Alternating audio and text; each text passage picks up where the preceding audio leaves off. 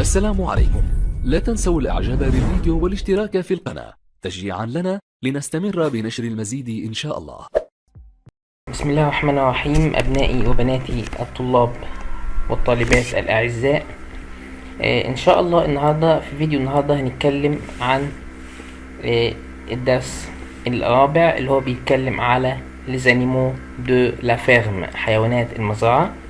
عنوان الدرس الرابع اسمه Tu connais les animaux de cette ferme. Tu connais les animaux de cette ferme، يعني هل تعرف؟ كلمة connais معناها تعرف. les animaux حيوانات de cette ferme، حيوانات هذه المزرعة. طيب احنا اولا قبل ما نبدأ شرح الدرس ده، اول حاجة هنعملها ان احنا هنسمع مقطع صوتي عن صاحب مزرعة بيتكلم عن المزرعة بتاعته والحاجات اللي موجودة في المزرعة بتاعته، وركزوا كويس جدا في الاوديو ده علشان بعد كده في اسئلة عن الاوديو ده. نبدأ. Leçon 4. Tu connais les animaux de cette ferme? Activité 1.1. Quel bruit font les animaux en français? Écoute le reportage et montre les animaux. Oh, t'as vu la ferme? Oh, y a du bon commentaire. Il est drôle cet homme, dis donc. Oh, t'as vu tous les œufs qu'il y a? Tu vas en mettre. Bonjour les enfants, bienvenue à la ferme Mathurin. Alors, dans notre ferme, il y a des vaches. Elle est grosse cette vache. Que donnent les vaches? Du lait, monsieur. Oui, très bien. Elles donnent du lait et on mange leur viande aussi. Et quel bruit elles font, les vaches?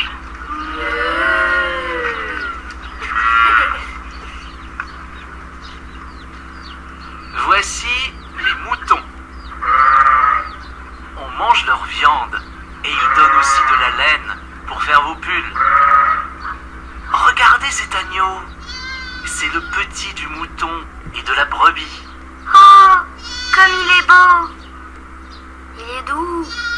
Doux comme? Un agneau. Et quel bruit ils font, les moutons, les brebis et les agneaux, les enfants?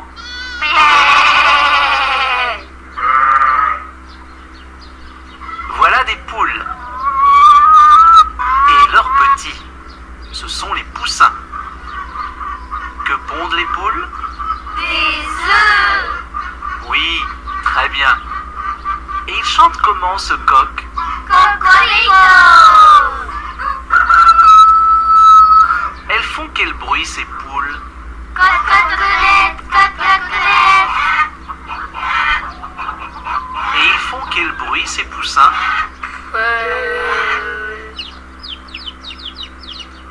Piou, piou, piou, piou. Regardez, nous avons aussi un âne gris. Il s'appelle Lucius. Cet âne est très vieux. Il n'a plus beaucoup de dents, mais il adore les carottes. Monsieur, on connaît une chanson? Allez-y, chantez-la les enfants. Lucius aime les chansons. Les ânes aiment les carottes n'aiment pas les ânes. C'est idiot mais c'est marrant. Merci les enfants. Voilà, la visite est terminée. Au revoir. Au revoir, monsieur le fermier. طبعا احنا دلوقتي سمعنا المقطع الصوتي ده. هنا بيتكلم على صاحب مزرعة بيتكلم مع التلاميذ او الاطفال عن الحاجات الموجودة في المزرعة واصوات الحيوانات كذلك. اهم حاجة لازم ناخد بالنا منها يا جماعة، ان احيانا شايفين انتوا اللوحة اللي موجودة دي اللي هي لوحة المزرعة، احيانا ممكن في الامتحان يجيب لي صورة زي كده، لوحة زي كده وعليها اسئلة. يبقى لازم انا لما يبقى في حاجة موجودة زي كده لازم اخد بالي منها كويس جدا واقرا كل حاجة مكتوبة فيها. لان هنا اللوحه دي مدياني معلومات. اولا مدياني comment s'appelle la ferme، اسم المزرعه، مدياني الحاجات اللي بتتباع في المزرعه، يعني هنا كاتب ferme de Mathurin، كاتب vente كلمه vente معناها بيع، de pommes de terre بطاطس، de بيض، de lait لبن، و de beurre زبده. طيب نبدأ نشوف بقى بعد احنا ما سمعنا المقطع الصوتي، نبدأ نشوف الأسئلة ايه اللي ممكن نتسألها. أول سؤال بيقول لك comment s'appelle la ferme؟ comment s'appelle la ferme؟ comment s'appelle la ferme يعني ايه اسم المزرعة؟ طبعا أنا من خلال اللي أنا سمعته أو حتى من خلال اللوحة اللي موجودة يبقى الإجابة ايه؟ هاخد زي ما احنا اتعودنا، باخد من السؤال في الإجابة هقول كده la ferme s'appelle la ferme de Mathurin. يبقى هنا il s'appelle la ferme de Mathurin، يبقى اسم المزرعة la ferme de Mathurin، ده اسم المزرعة. طيب بعد كده بيقول لك ايه tu connais les animaux de cette ferme؟ هل تعرف حيوانات هذه المزرعة؟ او السؤال ممكن يجي بطريقة تانية quels sont les animaux de la ferme؟ quels sont les animaux de la ferme؟ او qu'est-ce qu'il y a dans la ferme؟ qu'est-ce qu'il y a dans la ferme؟ ماذا يوجد في المزرعة؟ طبعا احنا زي ما متعودين بناخد من السؤال في الإجابة. ممكن أقول dans cette ferme il y a، يعني المزرعة دي موجود فيها، يبقى dans cette ferme il y a، في هذه المزرعة يوجد. أو لو كان السؤال qu'est-ce qu'il y a dans la ferme هقول كده dans la ferme il y a. طيب هنبدأ نشوف الحيوانات الموجودة في المزرعة. أول حاجة une vache، une vache اللي هي البقرة. طيب أنا ممكن يجيلي سؤال على البقرة يقول لي إيه بقى؟ que donne la vache؟ que donne la vache؟ أولا يا جماعة que دي أداة استفهام بمعنى ماذا، donne ده verb donner بمعنى تعطي، la vache البقرة، يبقى السؤال معناه que donne la vache ماذا تعطينا البقرة، يبقى que donne la vache ماذا تعطينا إيه البقرة. أنا لما أجاوب على السؤال ده باخد من السؤال في الإجابة أقول كده la vache donne البقرة تعطينا أول حاجة du lait لبن et de la viande، يبقى la vache donne du lait et de la viande، يبقى que donne la vache، يبقى أقول كده la vache donne بتعطينا du lait لبن et de la viande ولحمة. طيب بعد كده الحيوان اللي بعد كده ان موتون، ان موتون اللي هو الخروف، يبقى ان موتون الخروف. بعد كده زوجة الخروف اللي هي une brebis، une brebis، une brebis. طيب انا ممكن يجيلي سؤال يقول لي ايه بقى؟ que donne la brebis؟ que donne la brebis يعني ماذا؟ احنا قلنا que يعني ماذا، donne تعطي la brebis. باخد من السؤال في الإجابة هقول كده la brebis donne بتدينا ايه؟ 3 حاجات du lait لبن، de la viande لحمة، et de la laine. de la laine يا جماعة اللي هو الصوف. يبقى لما يقول لي que donne la brebis هقول له كده la brebis donne بتدينا du lait لبن، de la viande لحمة، et de la laine. يبقى la brebis donne du lait, de la viande et de la laine. بعد كده في ابنهم بقى اسمه انانيو، انانيو اللي هو الخروف الصغير، اسمه ايه؟ انانيو، انانيو. وخلي بالي ان هنا الجي ne se prononce pas، ما بنطقش الجي، يبقى هنا انانيو اللي هو الخروف الصغير. طب ممكن يجي لي سؤال يقول لي ايه بقى؟ comment s'appelle le petit du mouton et de la brebis؟ comment s'appelle ما اسم le petit معناها صغير، du mouton الخروف، et de la brebis وزوجة الخروف، ابنهم اسمه ايه؟ طبعا انا باخد من السؤال في الاجابة هقول كده il s'appelle انانيو، il s'appelle انانيو يعني هو يسمى انانيو. يبقى لما يقول يسألني يقول لي comment s'appelle le petit du mouton et de la brebis يعني ما اسم صغير، كلمة le petit يعني الابن الصغير، du mouton للخروف et de la brebis ولزوجة الخروف هقول كده il s'appelle un agneau. il s'appelle un agneau يعني يسمى اللي هو ايه un agneau. في طريقة تاني ممكن اقول كده le petit du mouton et de la brebis s'appelle un agneau. يعني عندك دي او عندك دي، بس طبعا الطريقة دي اسهل لان انا بختصر، بدل ما اقول le petit du mouton et de la brebis s'appelle un agneau، لا هو هنا مذكر يبقى هقول il هو il s'appelle un agneau. il s'appelle un agneau. بعد كده في حيوان تاني المزرعة بيبقى موجود أنان.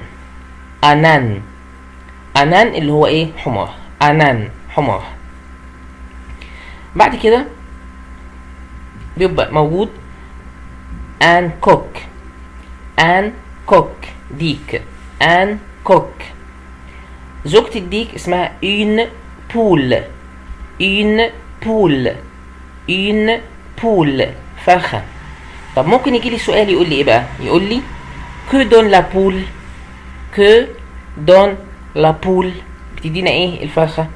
هقول كده la poule donne de la viande et des œufs.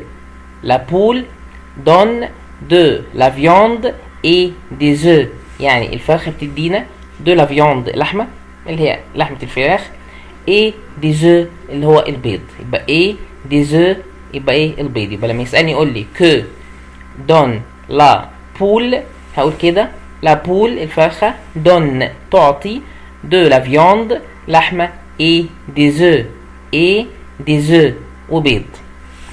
طبعا هنا ليه بقول ديز؟ عشان الاس بعديها ان فويل بنطقها زد وما بنطقش لا الاف ولا الاس في اخر الكلمه، عشان كده بقول ايه ديزو. لكن بيضه واحده يا جماعه في المفرد اسمها انوف. انوف. طيب بعد كده في طبعا ان بوسان. ان بوسان. بوسان اللي هو الكتكوت. يبقى ان بوسان اللي هو ايه الكتكوت. ان بوسان. طب انا ممكن يجي لي سؤال يقول لي ايه comment s'appelle le petit du coq et de la poule. comment s'appelle ما اسم le petit du coq الابن الصغير للديك et de la poule والفرخة. هقول طبعا كده il s'appelle un poussin. il s'appelle un ايه poussin. un poussin يعني كتكوت. يبقى il s'appelle un poussin. طيب بعد كده ممكن يسألني سؤال عامة يقول لي ايه qu'est-ce qu'on peut acheter à la ferme Mathurin. هنا qu'est-ce يعني ماذا. on احنا. on peut acheter ممكن ان نشتري. هنا acheter ده فيرب بمعنى يشتري. فيرب ايه acheter. يعني ايه اللي ممكن نشتريه à la ferme Mathurin. à la ferme Mathurin. طبعا انا لما هجاوب على سؤال زي كده باخد من السؤال في الاجابة. يبقى qu'est-ce qu'on peut acheter à la ferme Mathurin اللي ممكن نشتريه من مزرعة ماتيران. هنا هقول à la ferme on peut acheter. à la ferme في المزرعة on peut acheter ممكن نشتري ايه بقى؟ أول حاجة du lait. du lait اللي هو ايه؟ لبن. يبقى on peut acheter du lait لبن. تاني حاجة des œufs بيض. des œufs بيض. تالت حاجة des pommes de terre بطاطس. des pommes de terre بطاطس. قبل اخر حاجه بقول ايه يعني زي and في الانجليش et du beurre. du beurre. du beurre اللي هي زبده.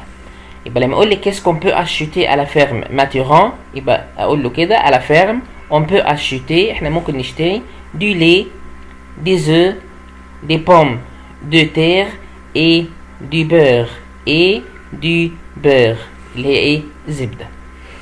طيب دلوقتي بقى اللي هي اهم الكلمات الموجودة في الفيديو في الدرس ده اللي هو مون ديكسيونير القاموس بتاعي. طبعا اول حاجة فيرب دوني. فيرب دوني يا جماعة اللي هي دون معناها يعطي. دون معناها يعطي. لما اقول كو دون لا فاش معناها ماذا تعطي البقرة. كو دون لا بروبي ماذا تعطي زوجة الخروف. كو دون لا بول ماذا تعطي الفرخة. يبقى هنا دون ده معنى تعطي. في s'appelle يسمى. s'appelle يسمى زي ما احنا بنقول comment s'appelle la ferme. ما اسم المزرعة. Comment s'appelle le petit du coq؟ ما اسم صغير الديك. Comment s'appelle le petit du mouton؟ ما اسم صغير الخروف. Le lait اللي هو اللبن. Le lait اللبن، ما بنطقش التي يا جماعة. Le lait اللبن. La laine الصوف. La laine الصوف. Le beurre الزبدة. Le beurre الزبدة. Les pommes de terre البطاطس. Les pommes de terre البطاطس. Les carottes الجزر. Les carottes الجزر. Le fromage الجبنة. Le fromage الجبنة. acheter verbe acheter معناها نشتري. verbe acheter معناها نشتري. هنا peu معناها نستطيع. peu معناها نستطيع. هنا gros دي الصفة يا جماعة. gros معناها تخين. gros المؤنث بتاعها gross. يبقى gros معناها تخين، المؤنث بتاعها ايه؟ gross. يعني مثلا واحد عايز يقول ايه البقرة مثلا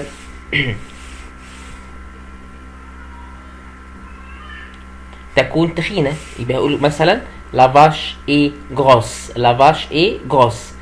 طيب عايز اقول مثلا الفيل يكون تخين، يبقى اقول هنا l'éléphant est gros. l'éléphant est gros. يبقى هنا gros دي للمذكر، gross للمؤنث. بعد كده في beau يعني جميل دي للمذكر، belle جميلة للمؤنث. يبقى beau يعني مثلا اقول le lion est beau الأسد يكون جميل، أو أقول la vache est belle البقرة تكون جميلة. بعد كده في le bruit. كلمة bruit معناها صوت أو ضوضاء. le bruit صوت أو ضوضاء. بعد كده في doux أو douce.